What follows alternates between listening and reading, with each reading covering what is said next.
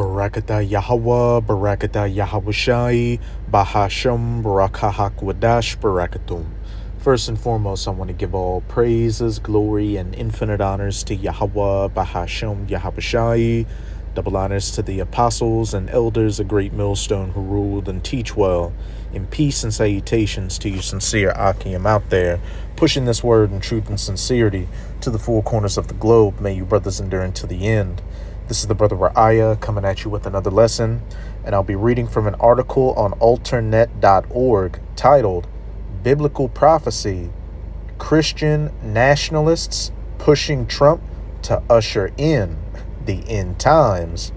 And hey, they got that saying, a broken clock is right, I think, once or twice a day.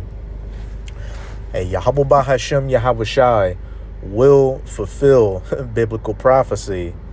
And, how it's looking, DJ Donald Trump is going to be just the man to usher in, the battle in the Valley of Jehoshaphat, the War of Armageddon, the final confrontation of World War III. Before launching his 2016 presidential campaign, Donald Trump didn't have a lot of contact with evangelical Christian fundamentalism. And I'm going to be, jumping around in this article just to hit the points. In 2016 and 2020 and 2024, however, so-called white, really Edomite, evangelicals were a key part of Trump's MAGA base, and he gets a lot of input from them, often attacking Democrats as anti-religion. In an article published on June 25th, Salon's Amanda Marcotti warns that Trump is getting a lot of input from far-right Edomite Christian nationalists on the Middle East and explains why that is dangerous. The wild claims made by leaders of the Christian right have also been in the mix that Trump is a prophet sent by the Most High to usher in the end times, and that attacking Iran is necessary to bring about the end of the world and the return of so-called Jesus Christ, which so-called Jesus' true name is Yahweh, and he doesn't look like Bon Jovi. And when you read in Revelation chapter 1 verse 14, it clearly describes his appearance as a so-called dark-skinned Negro, a very dark-skinned Negro with a white woolly beard and afro.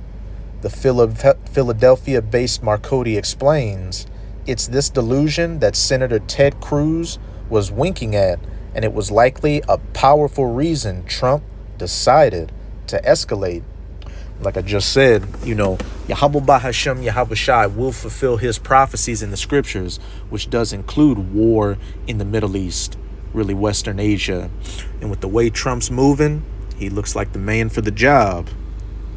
And these Christian evangelicals, think Trump is on their side and that he's, making America great again and bringing back, that strong Edomite identity. But, as we can clearly see, Trump is nothing more than just another puppet on a conveyor belt of puppets that are controlled by the elites, the true hand running America.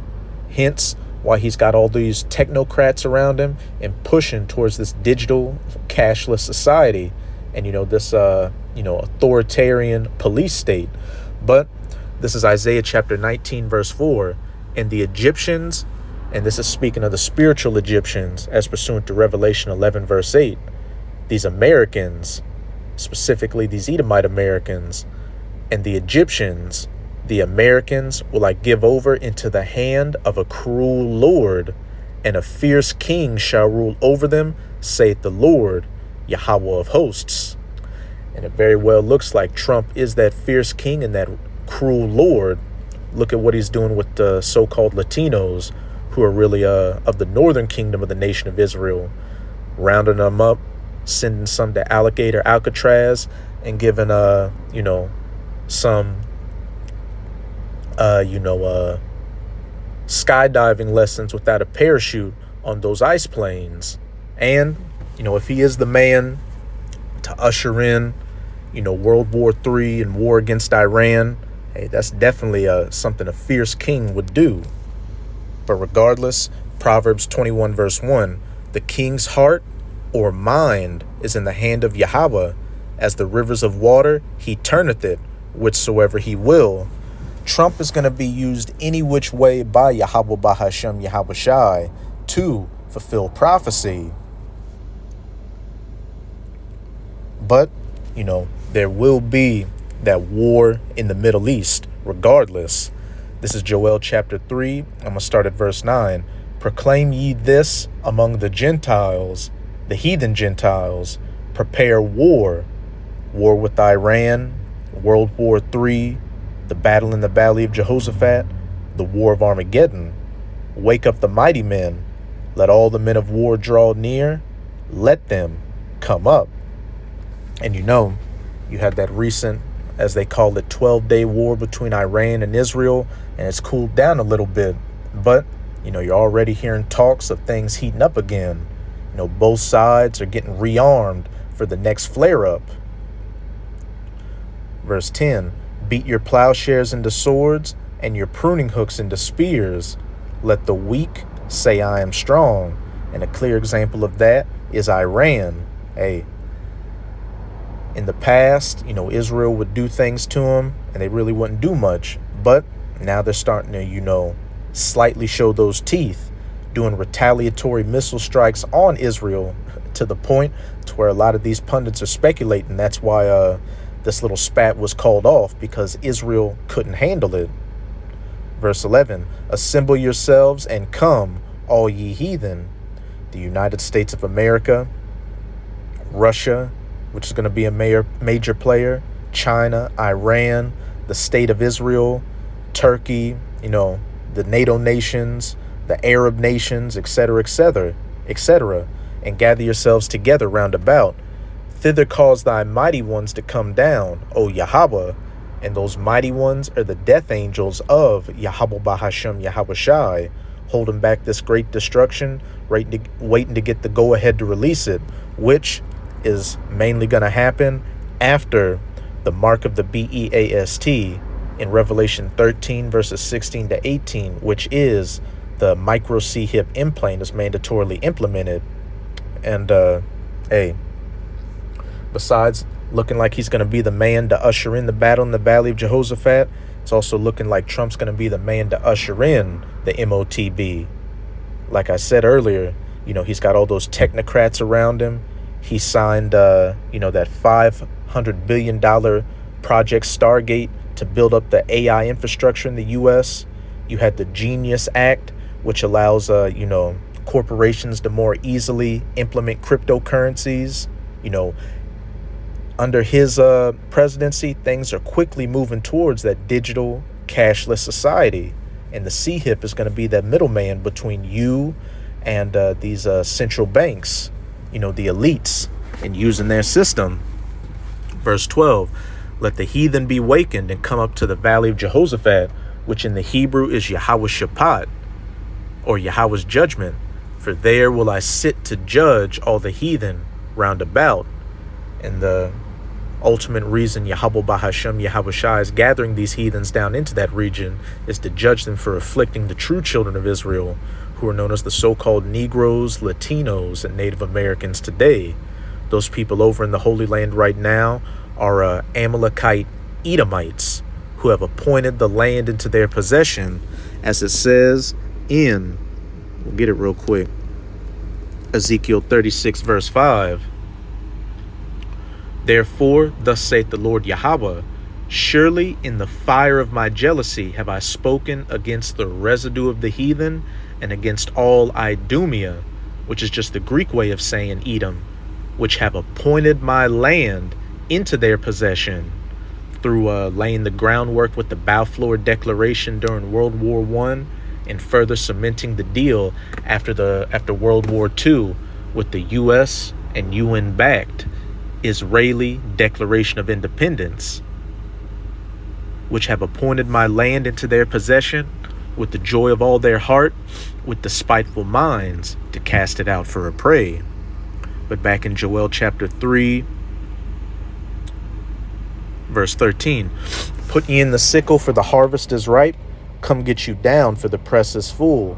The fats overflow, for their wickedness is great.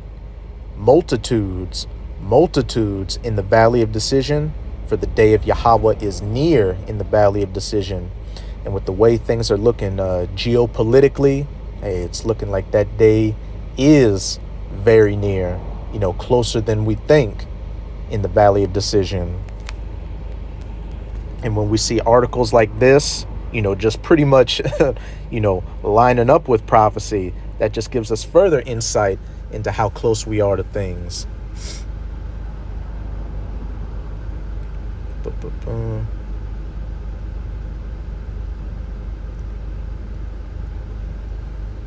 Anthea Butler, a religious studies professor at the University of Pennsylvania, told Salon that Cruz was referencing evangelical belief in a biblical prophecy that war involving Israel and the larger Middle East is only one more step in ushering in Yahushai's return, Marcotti notes. But that's not the case. When the mark of the BEAST is mandatorily implemented, that's when the battle in the Valley of Jehoshaphat is truly going to kick off and go nuclear. And then in the midst of that is when Yahushua is going to return. But where they said, biblical prophecy involving Israel in a larger war with the Middle East, hey, that lines up. As journalist Sarah Posner explained at Talking Points Memo, this movement holds that a series of prophesied events, including the Jews' return to Israel, but as we just read in Ezekiel 36 verse 5, those people over there right now aren't, the true children of the Most High. They're Idumeans, Edomites. And besides, when you read in the scriptures, when the children of Israel would return to the Holy Land, there would be peace. There would be no, World War III or a War of Armageddon. That happens before the children of Israel, the true children of Israel, beginning with the elect, get back into the land, which I'll get that real quick.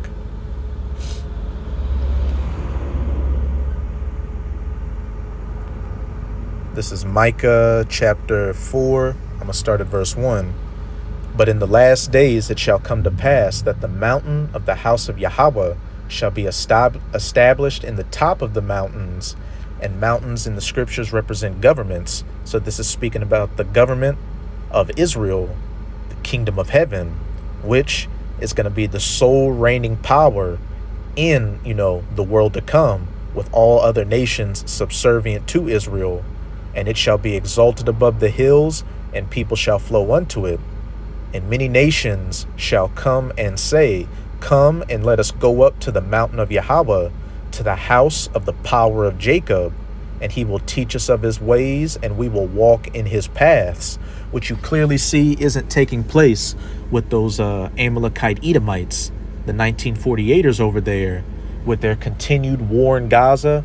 More and more nations and peoples are turning against them. For the law shall go forth of Zion, and the word of Yahweh from Jerusalem. And that's damn sure not taking place.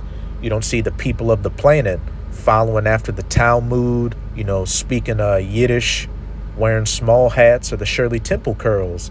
And then also a clear, cold cut to those Amalekite Edomites is Tel Aviv, which is known as Pink City, and it's one of the alphabet pride hotspots on the planet. But here's the main point I wanted to get to, verse 3. And he shall judge among many people and rebuke strong nations afar off, and they shall beat their swords into plowshares and their spears into pruning hooks. Nation shall not lift up a sword against nation, neither shall they learn war anymore. So when the true children of Israel are back in the Holy Land, that's when peace would reign. And as we can clearly see, there's no form of peace taking place on the face of the earth. We are on the cusp of World War III. So what should that tell you? And just one more, to further make that point evident. This is Isaiah 60 verse 18, another prophecy dealing with when the true children of Israel were back in the Holy Land. Violence shall no more be heard in thy land, wasting nor destruction within thy borders, but thou shalt call thy walls salvation and thy gates praise. So no more violence or destruction in the Holy Land when the children of Israel were back in it.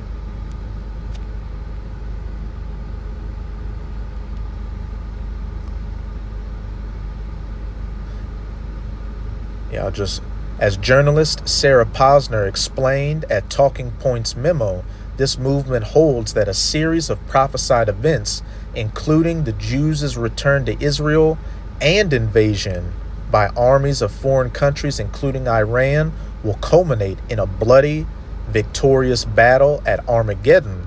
And hey, there will be a battle, the Battle of Armageddon, but it's not going to be victorious for the Amalekite Edomites or the United States of America, or for the heathens as a whole. It's going to be victorious for the children of Israel, beginning with the elect.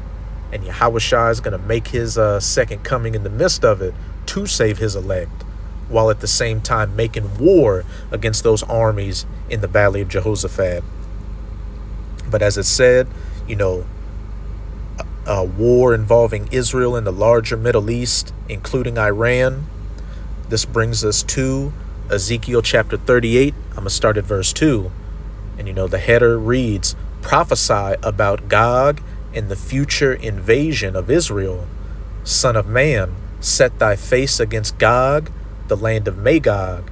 And this is the biblical name for Russia, the chief prince of Meshech and Tubal, and prophesy against him, and say, thus saith the Lord Yahweh, behold, I am against thee, O Gog, the chief prince of Meshech and Tubal, and I will turn thee back and put hooks into thy jaws. And like a hook in a fish's mouth pulls it backwards from where it came from, this is symbolic of Yahweh Bahashem Yahushai pulling those Russian Edomites back into that old confrontational Soviet Union spirit, which we can clearly see with their war in Ukraine and their constant threats to the West of using nuclear weapons, hearkening back to the Cold War. But this time it's going to be a hot war. And I will bring thee forth and all thine army, horses and horsemen, all of them clothed with all sorts of armor, even a great company with bucklers and shields, all of them handling swords. Hey, wake up the mighty men and let them draw near. Speaking of Russia's military, the majority of it being gathered down into the Valley of Jehoshaphat for the War of Armageddon. Now we're going to go into some of Russia's allies. Persia, which is the ancient name for Iran, Ethiopia, and Libya with them, all of them with shield and helmet. And these nations, whether economically, militarily, or both, have ties to Russia as we speak. Gomer, which is speaking of Turkey, which is going to completely betray NATO in the West at some point to fully ally themselves with Russia and all his bands. The house of Togarmah of the north quarters and all his bands, and many people with thee. Be thou prepared, and prepare for thyself, thou and all thy company that are assembled unto thee, and be thou a guard unto them. A biblical war in the Middle East involving Iran with a foreign invasion of the land, which we're reading about right now. After many days thou shalt be visited. In the latter years thou shalt come into the land that is brought back from the sword, and is gathered out of many people against the mountains of Israel. Russia coming against the land of Israel, which is, in that region, which have been always waste, because ever since the true children of Israel were taken out of the land, it's just been a desert, and you've had all these different nations fighting over supremacy of it, which those Amalekite Edomites are the ones that are currently in control of it. But it is brought forth out of the nations, and they shall dwell safely, all of them. And this isn't speaking of those Amalekite Edomites, like Revelation 20, which we're going to get, some parts of Ezekiel 38 jump to the past and then jump to the future. This part where they're dwelling safely is jumping to the future, when the true children of Israel are back in the Holy Land, and they will be dwelling at peace. Violence no more being heard in thy lands, nor wasting, nor destruction. Verse 9, thou shalt ascend and come like a storm. Thou shalt be like a cloud to cover the land. Thou and all thy bands and many people with thee. Again, war involving, those Israelis in the Middle East, including Iran. Verse 10, thus saith the Lord Yahweh, it shall also come to pass that at that same time shall things come into thy mind, and thou shalt think an evil thought, and thou shalt say, I will go up to the land of unwalled villages, and I will go to them that are at rest, that dwell safely, all of them dwelling without walls and having neither bars nor gates. And this, speaks of two things. On the one hand, the land of Israel, which for the longest time they were, dwelling relatively safely because they had the Iron Dome and, these other anti-missile defense systems, and the United States of America, the big Satan, protecting them. So, while you had spats here and there, these other nations didn't really come at them like that. But until recently, what did you have? Iran showing that they were more than capable of getting past these so-called undefeated anti-missile defense systems. And then on the other hand, this is talking about the United States of America, which, while things are getting hectic, this place is a place where, the majority of people are at rest and dwelling safely, thinking that they could never be touched. This is the great America. And literally, what do we see during Biden's presidency? The borders wide open and people coming in as they please, which, that was all by design. But that evil thought is Russia coming against those 1948ers, as well as coming against America. And that's ultimately going to culminate in them shooting nuclear missiles onto this place, to take a spoil and to take a prey, to turn thine hand upon the desolate places that are now inhabited, and upon the people that are gathered out of the nations. Because what? Those Amalekite Edomites, a lot of them came from Central and Eastern Europe and other parts, of the world into the Holy Land, which have gotten cattle and goods that dwell in the midst of the land. But now I'm going to go to Revelation chapter 20. I'm going to read verses 7 to 9. Because just because the Lord is using, Russia to fulfill prophecy doesn't mean he's for Russia. Remember what it said. I'm against thee, O Gog, back in Ezekiel 38. But this is Revelation chapter 20. I'm going to start at verse 7. And like I just said with Ezekiel 38, some parts jump to the past and some parts jump to the future, because you'll have Christians read Revelation 20 verbatim and think that this 1,000 years is going to take place in the future, when the spiritual demon Satan is going to be released and have his little rulership. But this event already took place, and when the 1,000 years are expired, Satan shall be loosed out of his prison. And this took place during the Renaissance, which that 1,000 years was referring to the Dark Ages, the Byzantine Empire, the Middle Ages, when the Israelites, specifically the Southern Kingdom, the tribe of Judah, the so-called Negroes, ruled in Europe as the knights, the queens and the kings, all that. But then you had the Renaissance, when Esau came back into power in that age of enlightenment, colonialization, leading to where we're at right now in 2025, and shall go out to deceive the nations which are in the four quarters of the earth, the ends of the earth, which we can clearly see Esau has done. He's pushed his so-called theory of evolution, his scientific method, his technology to, turn a lot of people into what?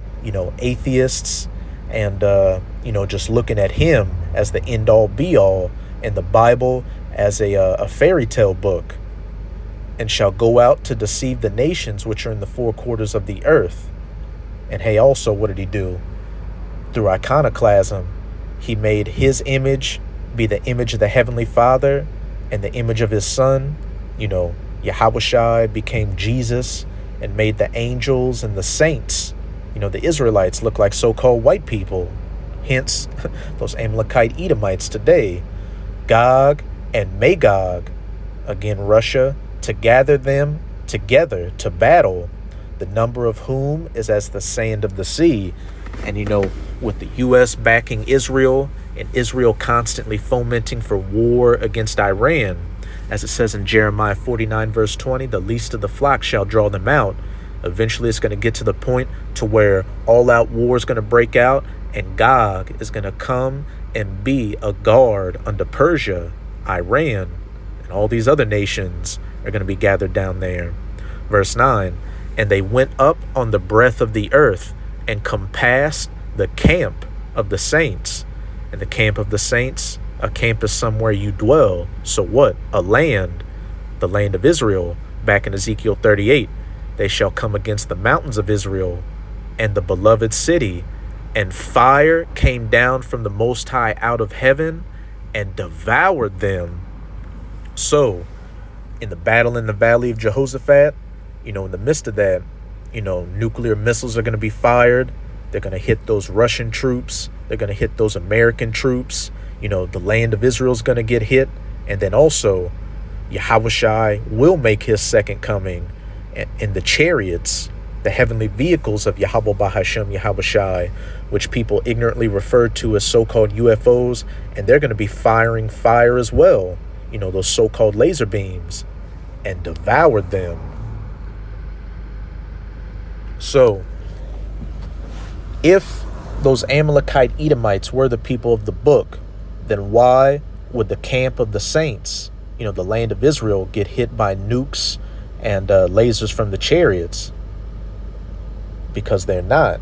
And as we read Micah 4 and Isaiah 60 and 18, when the true children of Israel were back in the Holy Land, there would be peace. But let's get back to this article.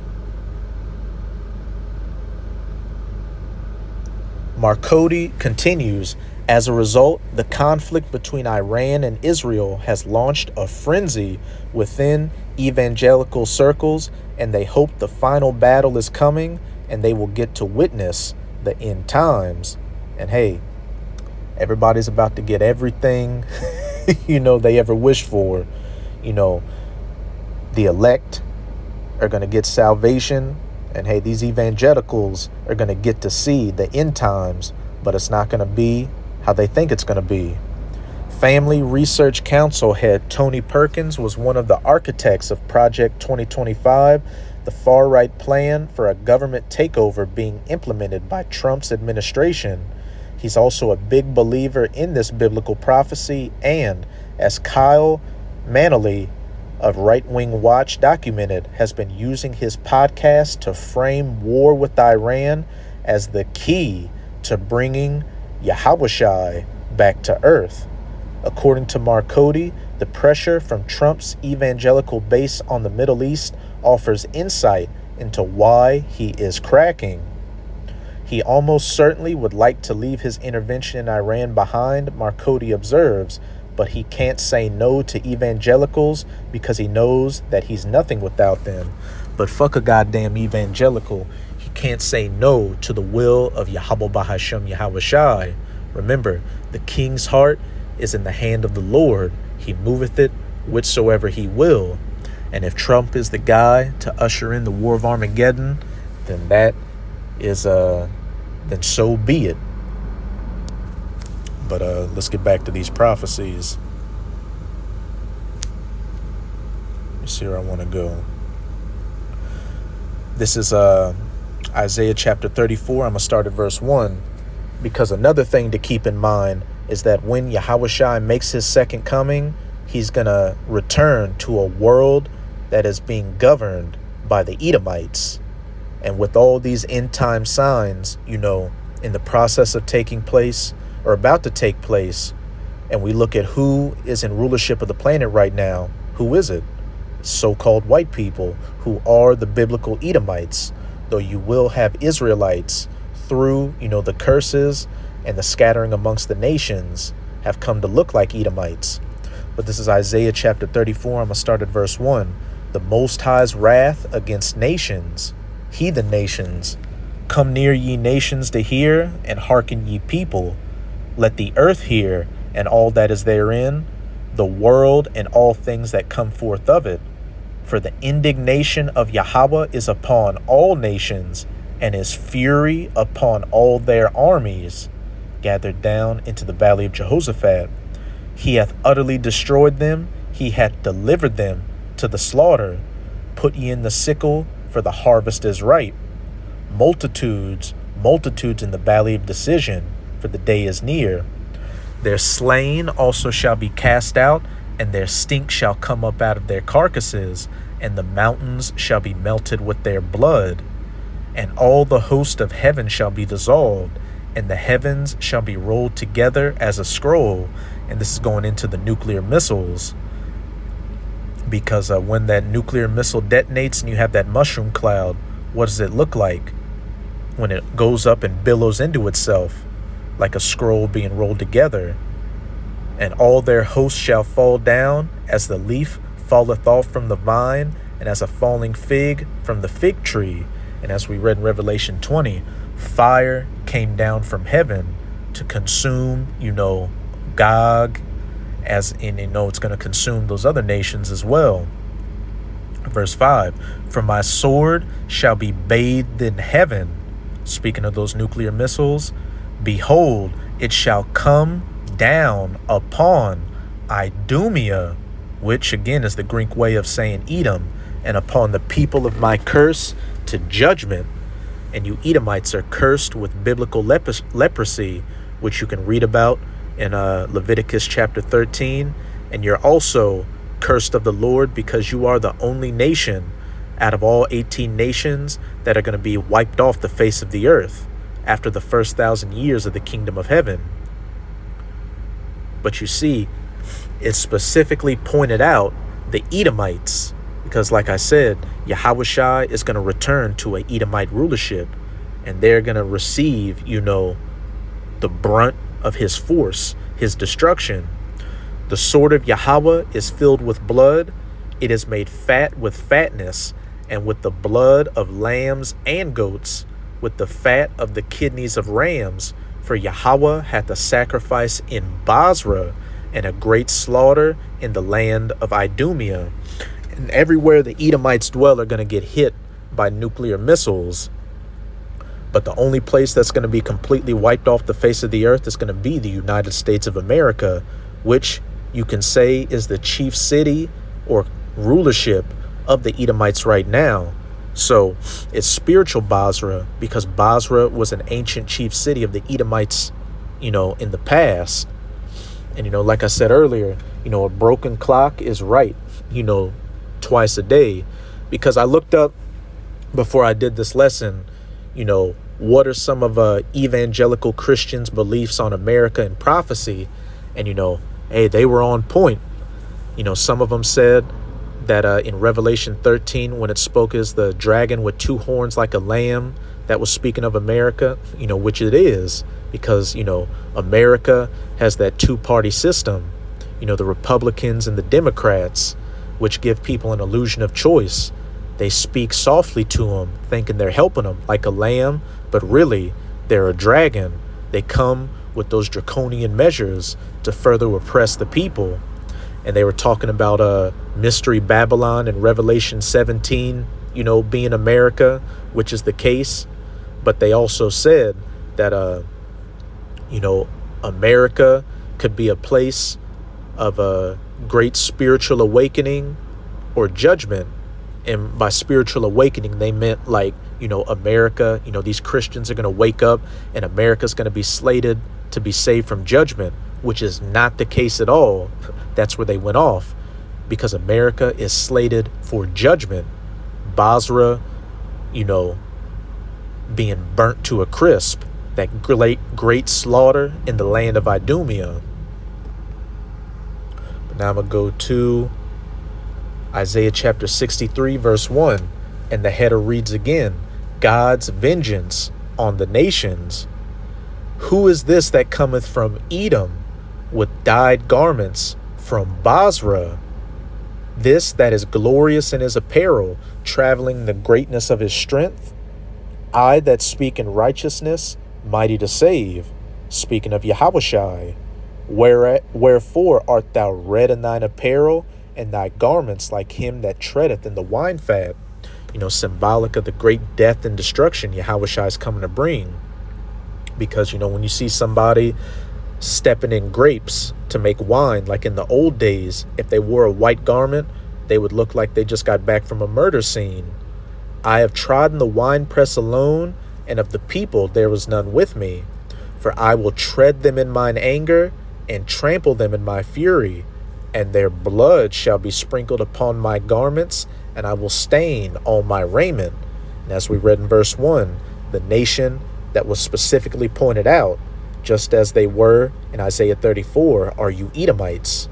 For the day of vengeance is in mine heart, and the year of my redeemed is come. For the day of Yahweh is very near in the valley of decision. But now I'm going to jump back to Joel chapter 3. I'm going to jump down to 19. Egypt shall be a desolation, and Edom shall be a desolate wilderness. So in this verse, it's showing Egypt and Edom being synonymous with each other. And I started off the video with Isaiah 19, verse 4. And like I said, America is spiritual Egypt as pursuant to Revelation 11, verse 8. So what? Egypt, Basra, America. Egypt shall be a desolation, and Edom shall be a desolate wilderness. The fat, the blood, and the kidneys of goats and rams, that great slaughter in the land of Idumea, in Basra, nuclear missiles, that sword bathed in heaven, destroying this place. For the violence against the children of Judah, the southern kingdom, the so-called Negroes, because they have shed innocent blood in their land, which, again, is the ultimate reason why, these nations are going to be gathered into the valley of Jehoshaphat, and why America is going to be wiped off the face of the earth, because you Edomites have come against the apple of the Most High's eye, the children of Israel. But now I'm going to close it out in 2nd Esdras chapter 13. I'm going to start at verse 4, because as we read all throughout that article, it talks about how the Middle East war would, bring about Yahushua's second coming, which, hey, it is going to bring about Yahushua's second coming, but only after the MOTB is mandatorily implemented. And as we've been reading, Yahushua is not coming back to save evangelical Christians or America. He's coming against y'all, you Edomites. And I'll say this too, you will have, some evangelical Christians that look like Edomites that are actually Israelites. But regardless, this is 2nd Esdras chapter 13. I'm going to start at verse 4. No, wait, I'll start at verse 3.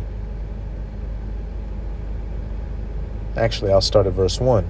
And it came to pass, after 7 days, I dreamed a dream by night, and lo, there arose a wind from the sea, that had moved all the waves thereof. And I beheld, and lo, that man waxed strong with the thousands of heaven, speaking of Yahushua, coming with the heavenly host, a fleet of chariots. And when he turned his countenance to look, all things trembled that were under him. And whensoever the voice went out of his mouth, all they burned that heard his voice, like as the earth failed when it feeleth the fire, those laser beams, that concentrated heat being fired from the chariots. And after this I beheld, and lo, there was gathered together a multitude of men out of number, from the four winds of heaven, from the four quarters of the earth, to subdue the man that came out of the sea. Back in Revelation 20, Gog and Magog, to gather them out of the four quarters of the earth, as well as those other nations. But I beheld, and lo, he had graved himself a great mountain, and flew up upon it. But I would have seen the region or place whereout the hill was graven, and I could not, because Yahushua is returning in a massive fathership chariot that Esdras couldn't see the end of. Think about those, UFOs from Independence Day. They were miles long and literally blotted out the sun when they hovered over those particular cities. Verse 8, and after this I beheld, and lo, all they which were gathered together to subdue him were sore afraid, and yet durst fight. And in the midst of these nations fighting each other during the war of Armageddon, when Yahushua makes his second coming, they're going to stop fighting each other and try to fight against Yahushua. And lo, as he saw the violence of the multitude that came, he neither lifted up his hand, nor held sword, nor any instrument of war, but only I saw that he sent out of his mouth as it had been a blast of fire, and out of his lips a flaming breath, and out of his tongue he cast out sparks and tempests, and they were all mixed together, the blast of fire, the flaming breath, and the great tempest, and fell with violence upon the multitude which was prepared to fight, and burned them up every one, so that upon a sudden of an innumerable multitude nothing was to be perceived but only dust and smell of smoke. When I saw this, I was afraid. Their carcasses shall be cast out, great slaughter, and that fire coming down to cause that great destruction, along with the nuclear missiles. So that's it with this video. With this video, I hope you sincere, Akim and Akwath, were edified. Abaratazai wasn't all over, the place. We hit a lot of points. And, it made sense. But, before we get out of here, again, I'm going to give all praises, glory, and infinite honors to Yahweh Bahashem Yahushai. Double honors to the apostles and elders of Great Millstone who rule and teach well. And peace and salutations to you sincere Akim and Akwath out there. Hey, keep pushing. We're almost home. Shalom.